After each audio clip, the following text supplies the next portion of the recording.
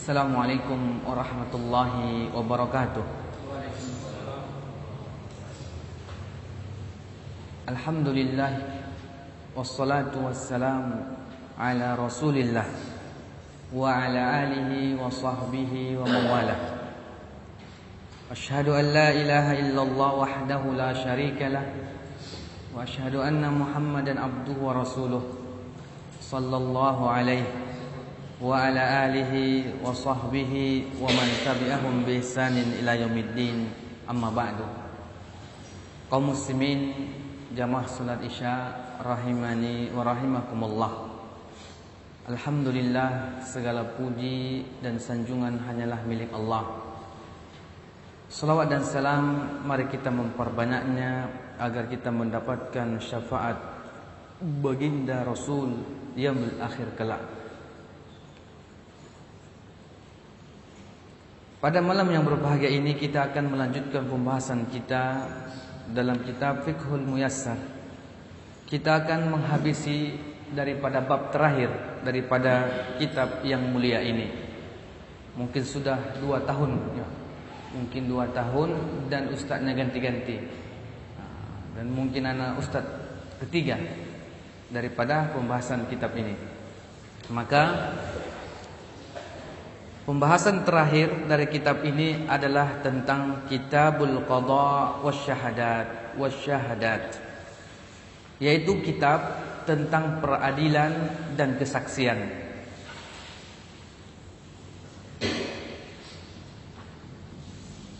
Wa yashtamilu ala babain, dan kitab peradilan dan kesaksian ini dia mencakup hanya 2 bab saja. Al-babul awal, bab yang pertama, fil qadha, yaitu tentang peradilan.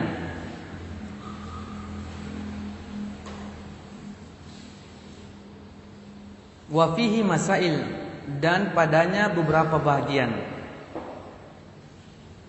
Al-mas'alatul ula, bagian yang pertama yang harus kita kenali, ketahui tentang peradilan, fi ta'rifil qadha, yaitu definisi daripada peradilan itu.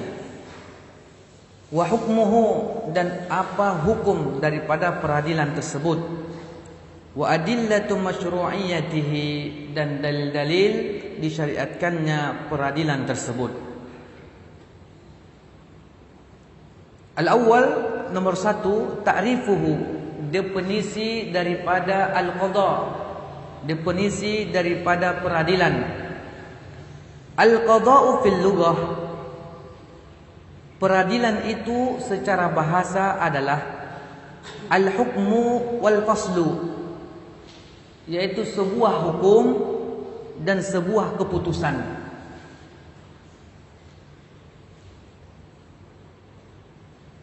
Wa ihkamus syai' wal faragh minhu, dan sempurnanya sesuatu dan selesailah darinya. Ini secara bahasa. Jadi apabila dikatakan qadha, yaitu menyelesaikan sesuatu perkara dengan sempurna. Misalnya ada masalah, masalah ini tidak bisa didamaikan dengan secara pribadi, maka harus dibawa kepada pengadilan. Maka setelah di pengadilan, maka selesailah semua perkara-perkara dan keputusan secara sempurna. Ini makna daripada qadha, yaitu secara bahasa. Yuqal, maka dikatakan qadha yaqdi qadaan idza hakama wa fasala. Maka dikatakan qadha fi'il madinya, yaqdi fi'il mudhari'nya, qadaan masdarnya. Makna daripada itu adalah idza hakama wa fasala, apabila ia menetapkan hukum dan memutuskannya. Wa fil istilah, dan sedangkan menurut istilah, tabyinu al-hukm syar'i, menjelaskan hukum-hukum syar'i, hukum-hukum syariat, wal ilzamu bihi, dan menetapkannya, wa faslul khusumat, dan memisahkan perselisihan, wa qat'ul munazaat, dan memutuskan pertikaian. Jadi ternyata al-qadha secara istilah bahwasanya seseorang apabila memiliki perkara, apabila ada perselisihan, apabila ada pertikaian, maka qadha, peradilan inilah yang akan menjelaskan hukum secara syar'i. Siapa yang bersalah, siapa yang benar. Kalau dua-duanya mengaku salah, berarti tidak ada gunanya juga datang ke peradilan. Kalau dua-duanya mengatakan mereka benar juga, ada gunanya datang. Maka sudah pasti adanya percekcokan, adanya pemisahan, adanya daripada perselisihan dan pertikaian yang tidak kunjung habis, tidak terselesaikan. Misalnya secara pribadi ada masalah nih, ada pertikaian, diselesaikan dengan pribadi, dengan kekeluargaan bahasanya, tidak juga selesai. Kita panggillah misalnya peradilan. Tapi ini maknanya adalah peradilan syar'i, artinya hukum Islam. Nah, di Indonesia pun gitu juga misalnya. Kalau tidak bisa diselesaikan dengan kekeluargaan, kita bawa ke polisi. Siapa paling banyak uangnya, itulah mungkin menang. Nah, seperti itulah dia. Nah, itulah secara istilah, berarti secara istilah makna daripada peradilan itu adalah menjelaskan hukum syar'i atau menjelaskan hukum syariat, kemudian ditetapkan antara orang yang berselisih ataupun antara orang-orang yang bertikai. Disitulah akan diputuskan siapa yang benar, siapa yang salah secara sempurna. Wa summiya al-qadha hukman lima fihi min man'il mazalim. Dinamakan peradilan, namanya udah peradilan, adil. Berarti dinamakan ia sebagai peradilan, tempat mengadili. Hukman secara hukum, lima fihi min man'id mazalim, karena di dalamnya ada pencegahan kezaliman. Maka dikatakanlah dia al-qadha, yaitu peradilan. Jadi orang-orang yang sudah masuk nanti ke dalam peradilan itu sudah tentu di dalamnya tidak lagi ada orang yang dizolimi. Ma'khuzun minal hikmah allati tujibu wad'ul syai' fi mawdi'ihi. Diambil dari al-hikmah atau hukum-hukum yang berarti meletakkan sesuatu pada tempatnya. Itulah dia. Maka dikatakan al-qadha, dikatakan ia sebuah peradilan, karena orang-orang yang memasuki daripada ruangan peradilan tersebut berarti akan diletakkanlah di antara keduanya tempatnya masing-masing. Siapa yang salah, siapa yang benar, mana buktinya, mana data-datanya, dan mana yang lainnya. Itulah guna peradilan. Nah, jadi peradilan nanti yang paling dahsyat adalah peradilan di hadapan Allah Subhanahu wa taala. Tak lagi bisa siapa paling banyak duitnya. Enggak bisa nanti. Kalau di dunia mungkin masih adanya ya pelicin-pelicinnya lah. Kalau enggak dikasih pelicinnya, susah juga dia, kasar. Enggak mulus, enggak selesai-selesai, kena tahan. Minggu ini harus ada sidang, rupanya enggak datang, ditunda dan sebagainya. Rupanya ujung-ujungnya memang enggak licin pula. Jadi hakimnya bilang, ada waktu, enggak ada waktu, enggak ada ini dan sebagainya. Tapi ujung-ujungnya karena enggak licin tuh dia. Jadi bensin mobilnya itu enggak jalan. Harus diisi dulu dia biar jalan. Nah, seperti itulah dia. Namun di dalam syariat Islam tidak seperti itu pula. Yang kedua, hukmuhu wal hikmatu minhu. Hukum dan hikmah daripada peradilan itu. Apa sih hukum daripada peradilan? Al-qadha'u fardun 'alal kifayah. Jadi peradilan itu adalah fardu kifayah. Idza qama bihi may yakfi saqatul ism 'anil bakin. Apabila ada seseorang, apabila ada sekelompok menunaikan yang jumlah mereka itu cukup, maka gugurlah dosa atas orang yang lain. Nah, ini udah paham kita tentang fardu kifayah. Jadi hukum daripada al-qadha ini, peradilan ini adalah fardu kifayah. Enggak juga semuanya kita jadi hakim kan? Nah, kok semua jadi hakim susah juga. Jadi hal tersebut dikatakan fardun 'alal kifayah. Wa in imtana'a kullu salihin anhu asimu. Jikalau semua orang-orang saleh menolak menjadi hakim, ya mereka berdosa semuanya. Kan peradilan itu adalah orang-orang saleh yang duduk di situ. Bukan pula mafia, susah juga nanti. Mafia duduk di situ, ya dibisniskannya nanti. Mana-mana ada yang datang bawa 1 goni, ada yang datang bawa 2 karung. Mana paling banyak lah bawaannya. Tapi duduk di qadha itu, di peradilan itu, orang yang menjadi hakim itu adalah orang-orang saleh. Namun apabila kebanyakan orang-orang saleh menolak, ya berdosalah kita jadinya. Kan banyak juga orang saleh enggak maulah, aku enggak sanggup begini begitu dan sebagainya. Nah, jadi enggak ada yang mau duduk. Ya udahlah, maka berdosalah. Li'anna amrun nas la yastaqimu bidunihi. Karena perkara-perkara manusia ini tidak akan lurus tanpa adanya peradilan. Ya kalau nggak ada peradilan, hukum rimba lah kita buat. Siapa yang jago, siapa yang banyak apanya, duitnya, oke, dan sebagainya. Maka semua bahwasanya perkara-perkara manusia yang terjadi di kalangan mereka itu tidak akan pernah lurus tanpa adanya peradilan. Wa huwa minal qurabi al-azimah.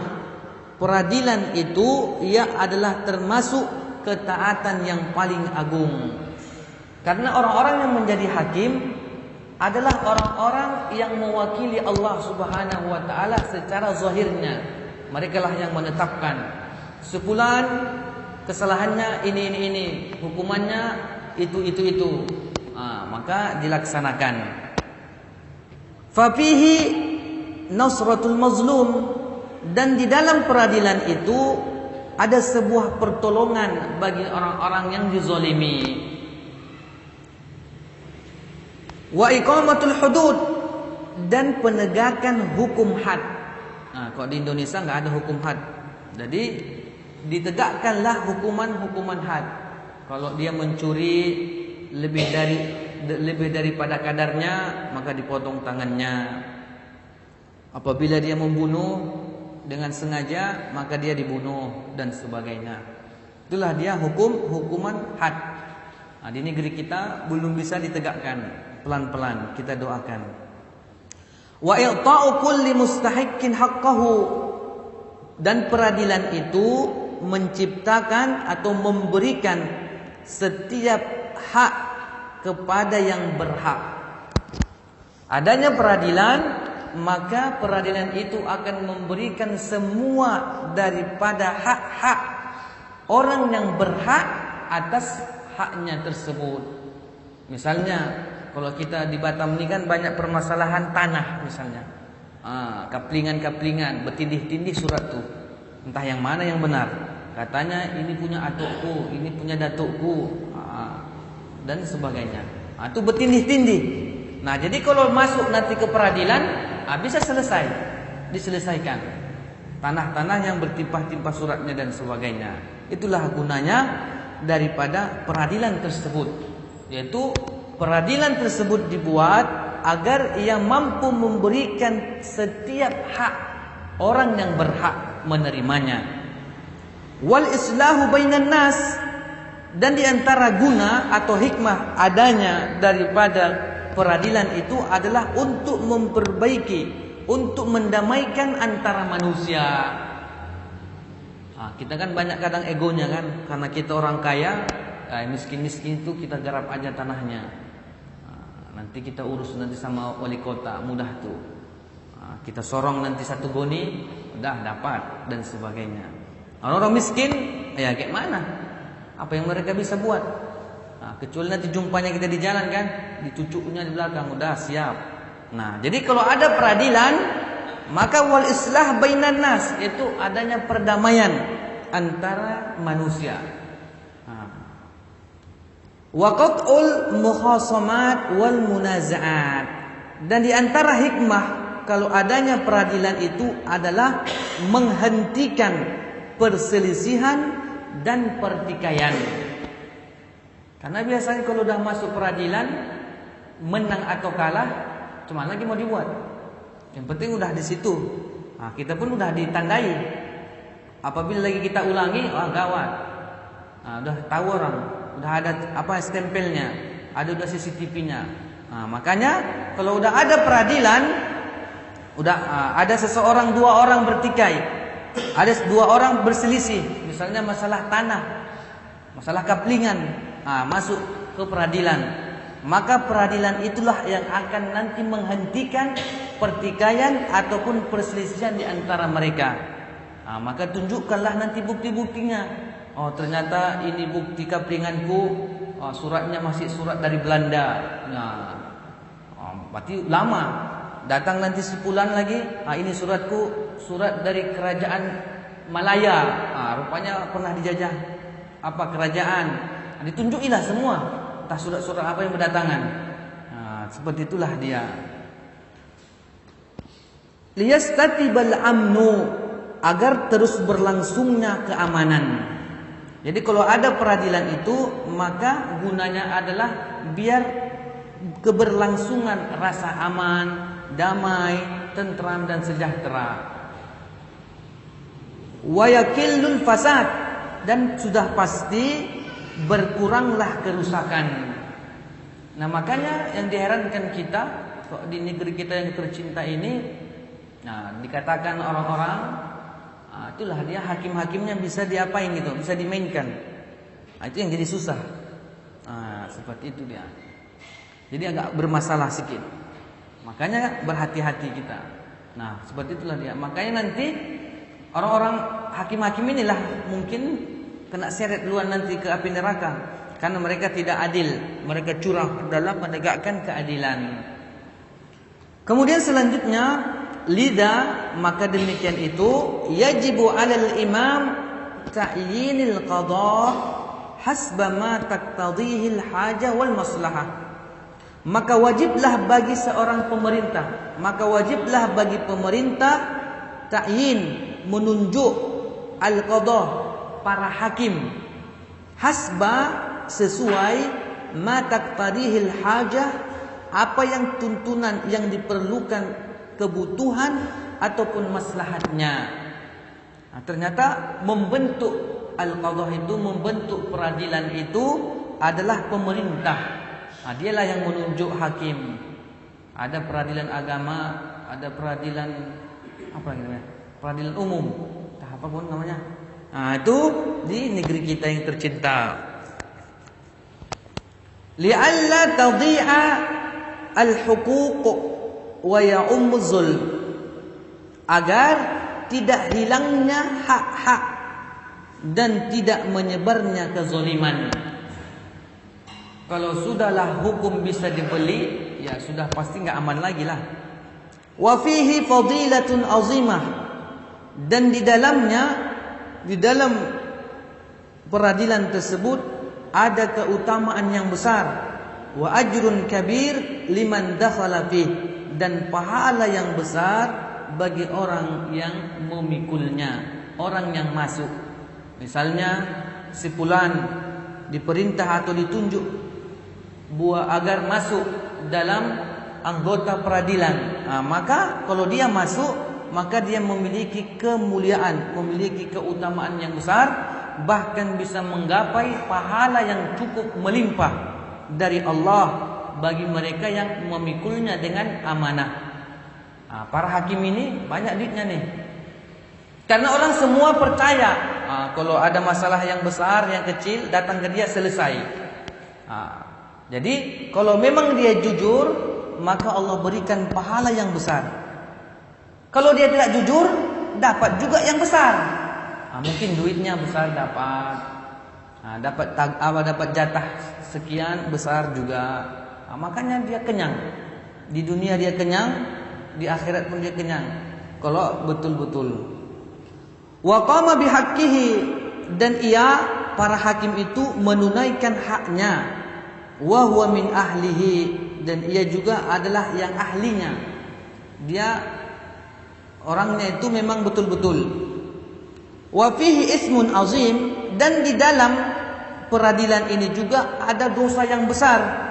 Liman dakhala fihi, bagi orang yang memikulnya, yang masuk di dalamnya. Walam yuaddi haqqahu, yang tidak menunaikan hak-haknya. Walam yakun min ahlihi, dan dia pun bukanlah ahlinya. Makanya jangan salah juga dia kan. Tapi kok di negeri kita kan dia ada pula tesnya.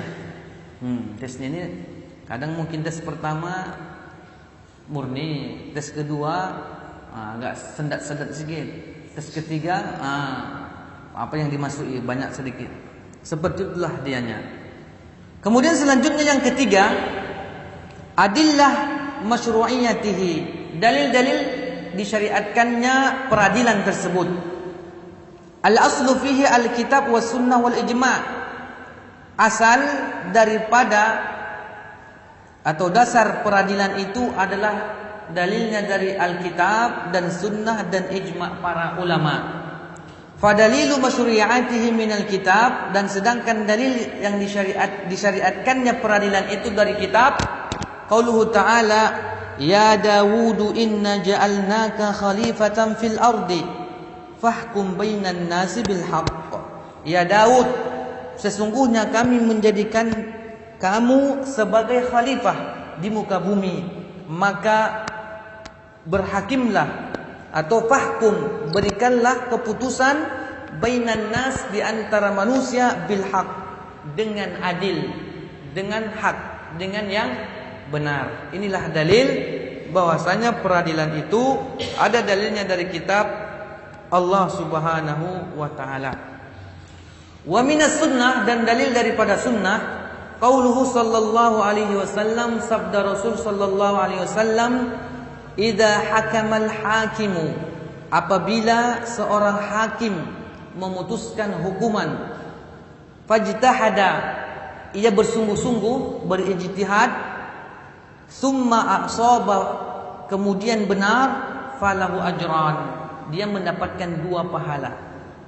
Wa idza hakama wajtahada summa akhta'a falahu ajrun, dan apabila ia memutuskan sebuah hukuman, sebuah keputusan dengan berijtihad, kemudian tersalah, maka dia dapat 1 pahala. Berarti enak rupanya jadi hakim nih. Tapi yang masalah itu itulah dia lebih parah. Jadi Rasul sallallahu alaihi wasallam mengatakan, orang-orang atau para hakim itu apabila ia memutuskan keputusan atau memutuskan hukum dengan ijtihadnya dan benar pula, dapat 2. Apabila terjadi kesalahan, dia mendapat 1. Jadi yang berdosa kayak mana? Sengaja disalahkan, sengaja dia menyalahkan. Seperti itu dia.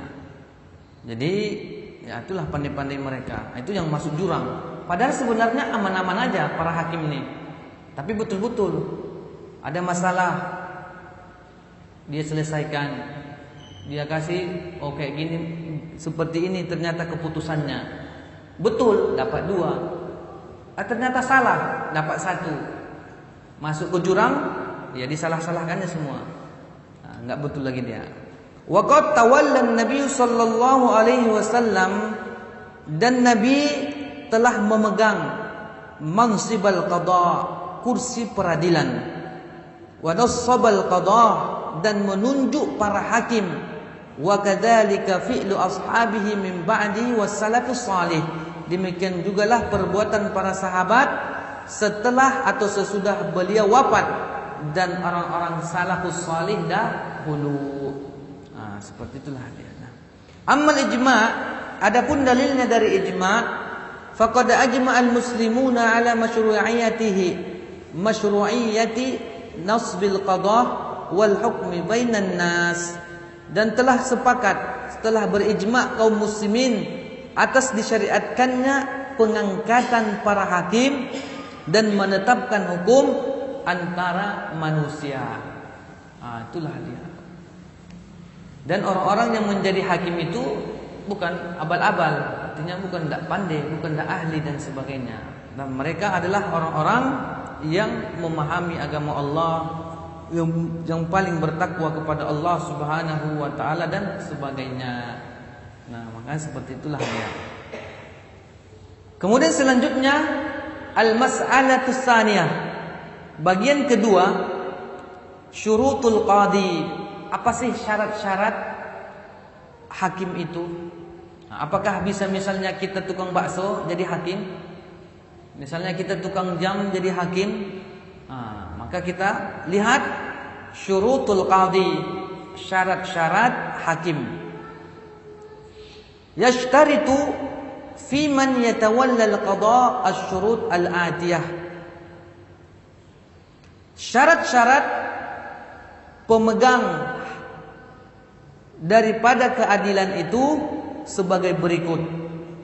Yang pertama, syaratnya adalah ayyakuna musliman, yaitu harus orang muslim. Berarti kita bisalah nih ada apanya kan? Kandidat bisa kita masuk nanti nih. Li'anna al-islama syartun lil adalah. Karena Islam, karena orang yang beragama Islam adalah syarat daripada keadilan atau kesolehannya. Kalau dia muslim, pada dasarnya dia itu adalah orangnya adil. Pada dasarnya dia adalah orangnya saleh. Kalau dia muslim. Wal kafir, sedangkan orang kafir laisa bi'adlin. Orang kafir itu tidak adil orangnya. Walaupun dia misalnya banyak uangnya, banyak pencitraan misalnya. Dia mau masuk dia pilpres. Dibuatlah pencitraan ini itu. Itu sebetulnya wal kafir laisa bi'adlin. Walaupun dia selalu ngasih kita uang ini, uang itu dan sebagainya. Maka syariat mengatakan orang-orang kafir itu bukanlah orang-orang yang adil. Walaupun mungkin nampaknya, tapi mungkin ada di baliknya. Tapi Allah ataupun syariat Islam telah memberikan gambaran secara umum orang-orang kafir itu bukanlah orang-orang yang adil. Kama an tawalla al-kafir al-qadah rif'atan lahu wal matlubu idlaluh. Sebagaimana menjadikan orang-orang kafir sebagai hakim itu sama dengan kita meninggikan derajatnya. Kalau ada orang kafir, kita angkat dia menjadi hakim atau menjadi pemimpin, itu menunjukkan kita itu akan meninggikan derajatnya. Wal matlub, seharusnya yang dituntut itu idlaluhu, kita menghinakannya. Nah, itu pada dasarnya. Tapi kalau masa-masa kampanye kayaknya agak susah dulu nanti. Jangan terlalu disindir-sindir, susah. Jadi seperti itu dia. Yang kedua, syarat hakim itu adalah ayyakuna mukallafan, ay balighan akilan.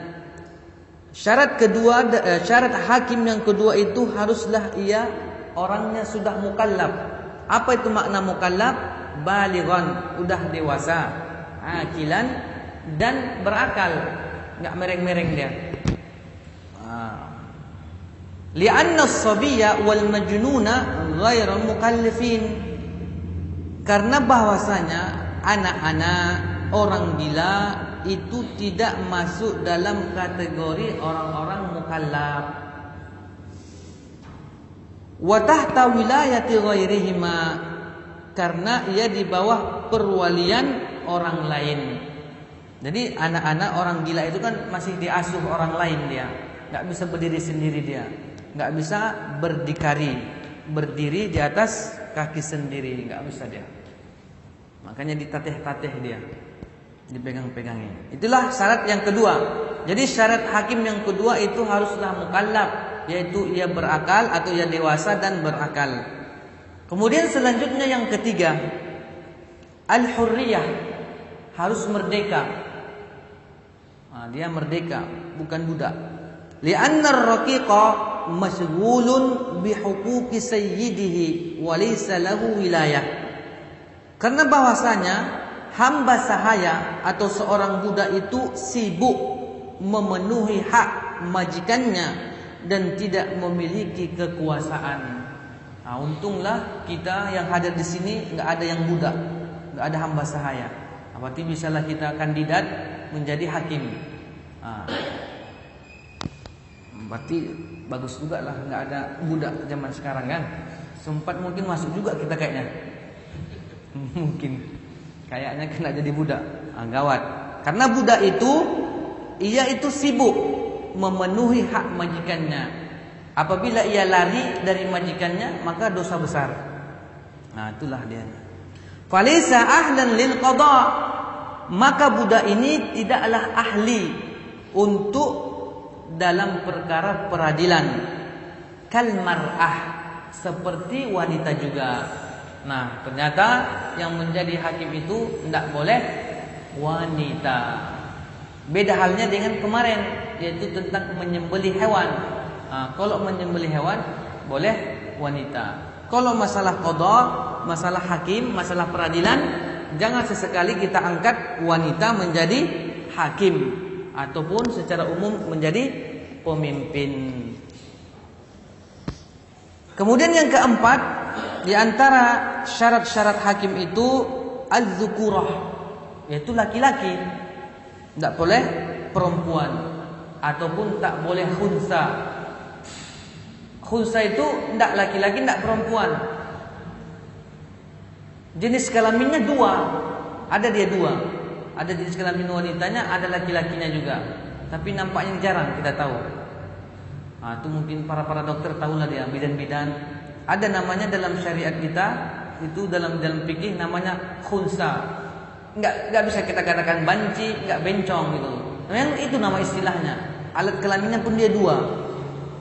Seperti itu dia. Nanti bisa ditengok di YouTube Bang, nanti tahu apa itu makna khunsa kan. Jadi az-zukurah, syarat yang keempat daripada syarat hakim itu adalah az-zukurah.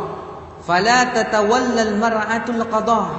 Maka tidak boleh menjadikan wanita sebagai hakim ataupun penegak keadilan.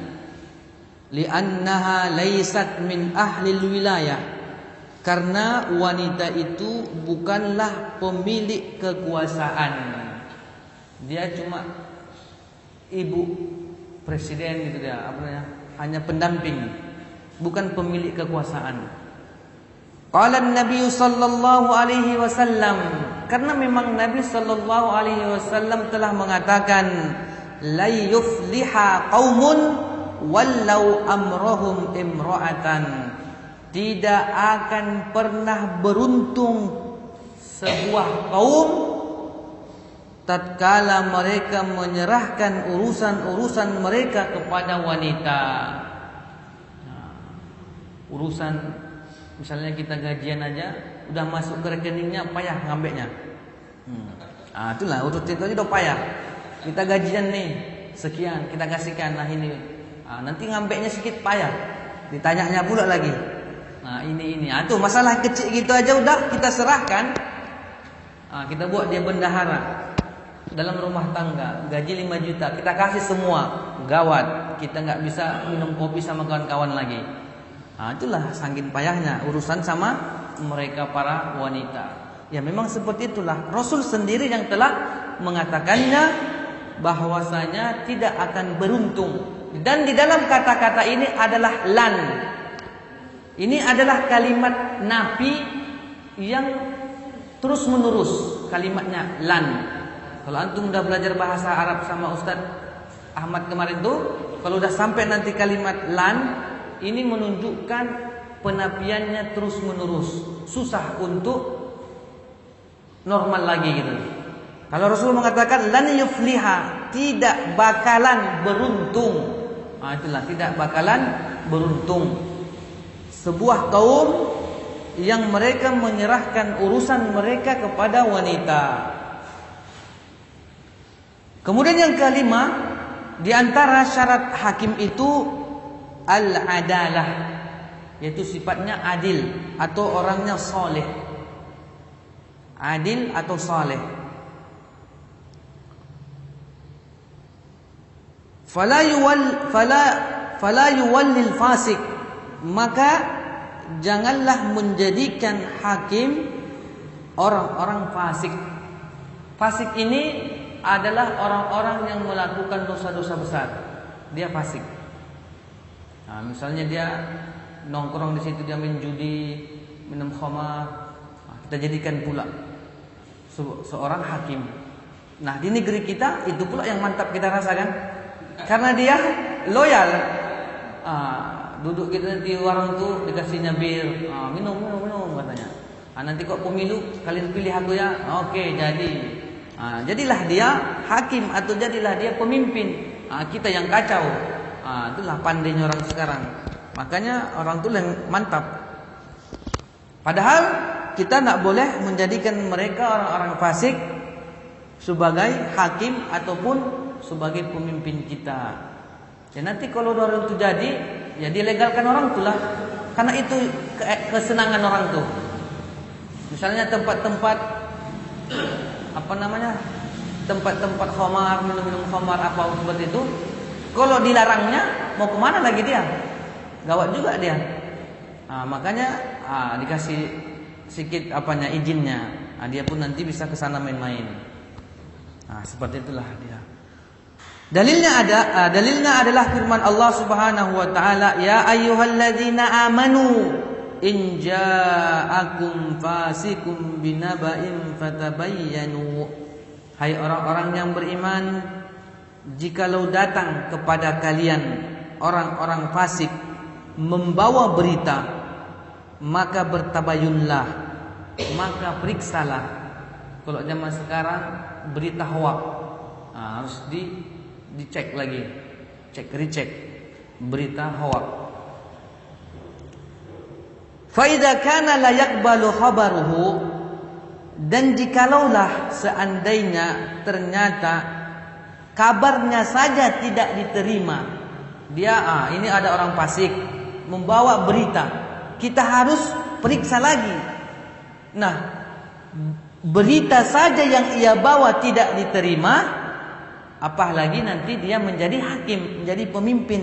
Fa'adamu qubuli hukmihi, maka tidak diterimalah keputusan hukumnya. Min babin aula, dari bab yang lebih utama, lebih patut. Seperti itulah dia. Tapi kita sekarang tidak juga, kebalik pula jadinya. Itulah dia. Memang beritanya tidak kita terima kok kita zaman sekarang. Tapi duitnya kok banyak dia, kita terima juga. Itulah nanti pilkada nanti. Orang-orang tuh membawa bergoni-goni. Tapi kok beritanya memang kita nggak betul. Tapi pas datang di mata kita merah-merah semua, ya udahlah, daripada nanti pun 5 tahun lagi nggak dapat apa-apa, 2.000 pun jadilah. Nah, seperti itulah dia. Ya, makanya kacau balau. Nah, makanya betul-betul kita ini memilih hakim, memilih pemimpin. Kemudian yang keenam, syurut atau syarat-syarat hakim itu adalah as-salamatu minal ahad al-muzminah, yaitu selamat atau sehat atau bebas dari ahad, cacat permanen. Jadi seorang hakim, jadi seorang pemimpin itu harusnya dia bebas cacat dari permanen. Kasumum, yaitu tuli. Tidak mungkin pula hakim tuli dah, susah juga kita nanti. Ada hakim tuli pula. Kayak mana lah kita lihat, susah juga. Wal umma, yaitu wal umyu, yaitu bisu. Wal kharsu, dan buta.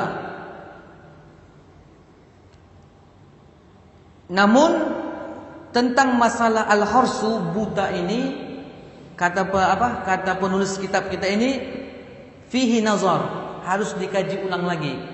Jadi kalau dia cacatnya cuma buta, itu masih ada nanti seleksi yang lainnya gitu. Artinya yang mutlak itu adalah bebas dari cacat permanen seperti tuli, bisu. Sedangkan buta, maka kita harus lihat dulu, perlu dikaji ulang permasalahannya.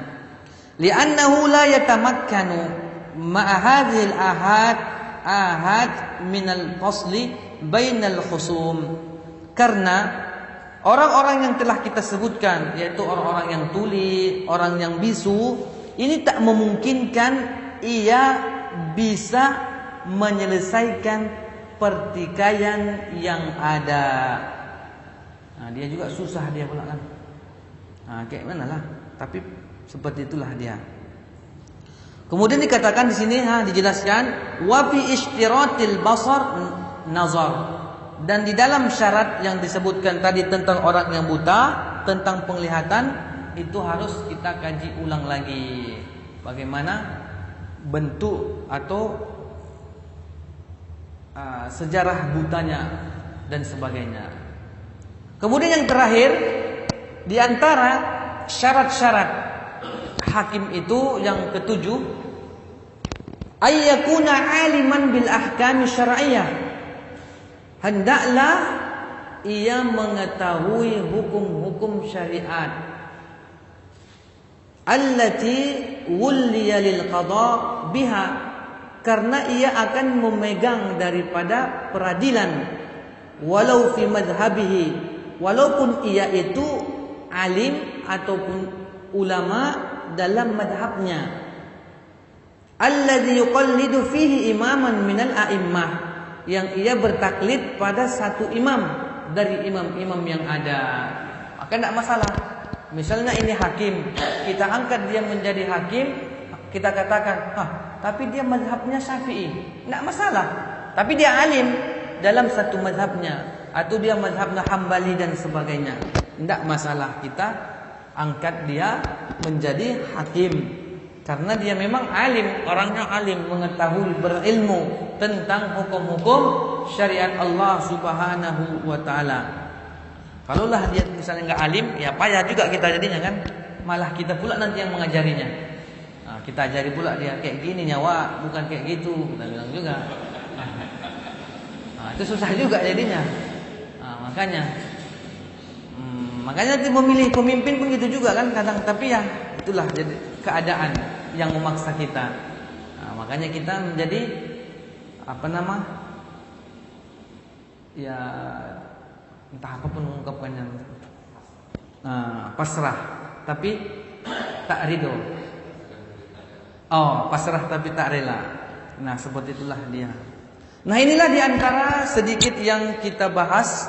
Itu pertama tadi definisi daripada peradilan, kemudian syarat-syarat hakim ataupun dan hukum daripada peradilan tersebut, dan hikmah daripada peradilan dan yang lainnya. Kayaknya nampaknya udah tengah 9. Mana tahu ada yang ingin ditanyakan tentang peradilan ini, yang mana yang belum jelas dan sebagainya. Dan insyaallah pada pertemuan yang akan datang kita masuk tentang adab-adab seorang hakim dan akhlaknya, dan apa yang mesti baginya dan apa yang tidak mesti pada dirinya.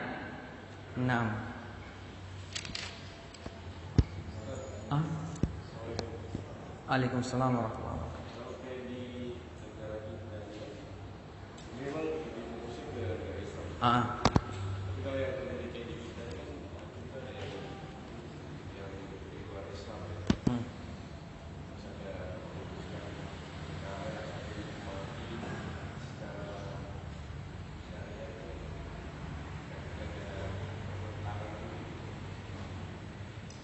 Kalau masalah pertentangannya, kayak mana bilangnya?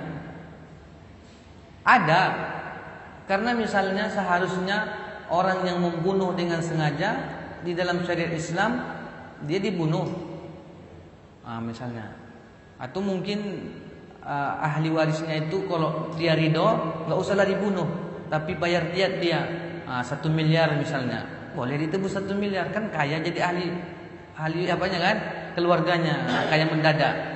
Tapi kalau negeri kita kan enggak. Kayaknya kalau dia hukum mati itu cuma bandar narkoba, yang kelas yang udah besar itu mungkin dapat. Yang lain itu kayaknya masih penjara 15 tahun, 20 tahun. Teroris, wala teroris. Wala teroris. Jadi masih banyak lagi sebetulnya yang belum sesuai dengan syariat Islam yang sesungguhnya. Tapi setidaknya ya apalah gitu. Kita berusaha. Mana tahu nanti antum punya anak, antum sekolahkan jadi hakim dia kan. Berubahlah. Karena sekarang kan di Indonesia masih menggunakan hukum Belanda. Nggak ada pula yang ahli kita kan. Sekolah hukum pun nanti dia ke Belandanya dia gitu. Nggak mau dia sekolah hukum misalnya ke negara Timur Tengah. Nanti takut pula orang dengan menegakkan khilafah Islamiyah. Takut juga orang tuh. Makanya. Jadi ya gitulah dulu. Untuk cari amannya. Wallahu a'lam bishawab. Nampaknya bab peradilan ini nggak banyak pertanyaan.